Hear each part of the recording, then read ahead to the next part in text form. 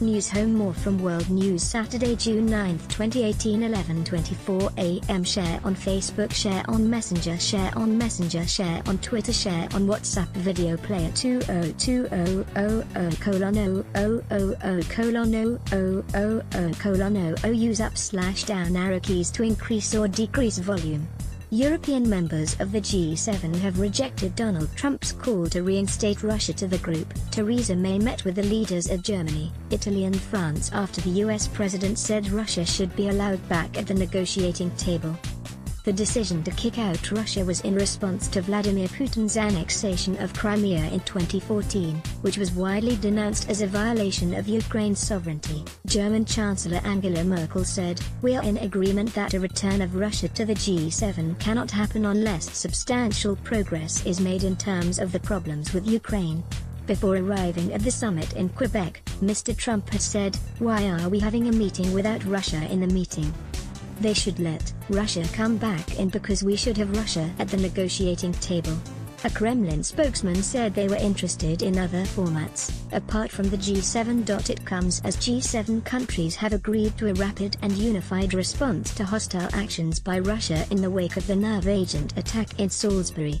Leaders of the 7 richest nations vowed to send a strong message that interference by Russia and other foreign states will not be tolerated, Mrs. May said. Under plans agreed by the UK, US, France, Germany, Canada, Italy, and Japan, there will be greater coordination to respond to threats including cyber attacks and other breaches of international rules. Mrs. May also pushed for action to tackle Russian dirty money and worked to curtail the movement of Moscow's spies, and the PM urged other countries to support giving the chemical weapons watchdog the power to identify states responsible for attacks such as the poisoning of Sergei Skripal and his daughter Yulia. Mrs. May said, "There is no doubt that foreign interference in our democratic institutions and processes, and other forms of hostile activity, pose a strategic threat to our shared values and interests.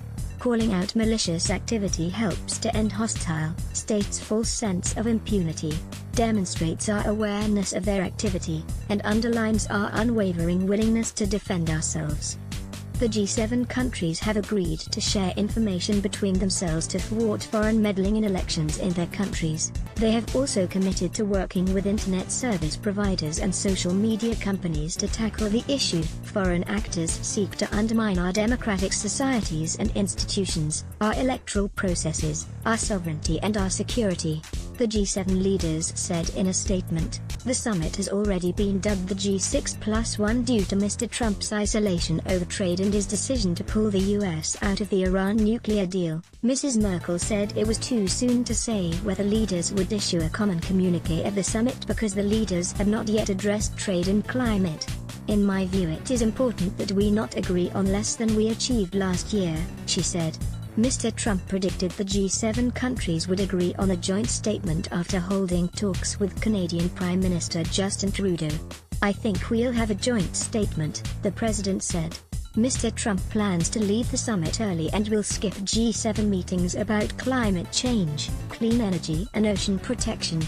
Copyright Sky News 2018. Share on Facebook, share on Messenger, share on Messenger, share on Twitter, share on WhatsApp. More from World News. Trump refuses to endorse G7 statement after criticizing Trudeau. Donald Trump has rejected a joint G7 communique, accusing Canadian Prime Minister Justin Trudeau of making false statements at the summit's closing news conference. Photo shared by Angela Merkel hints at tension at G7. A photo shared on Angela Merkel's official Instagram page appears to hint at some of the build tension at the G7 summit in Canada. All systems go for historic Trump-Kim summit. Singapore says Singapore is preparing for the historic summit between Donald Trump and Kim Jong-un as more than 3,000 members of the media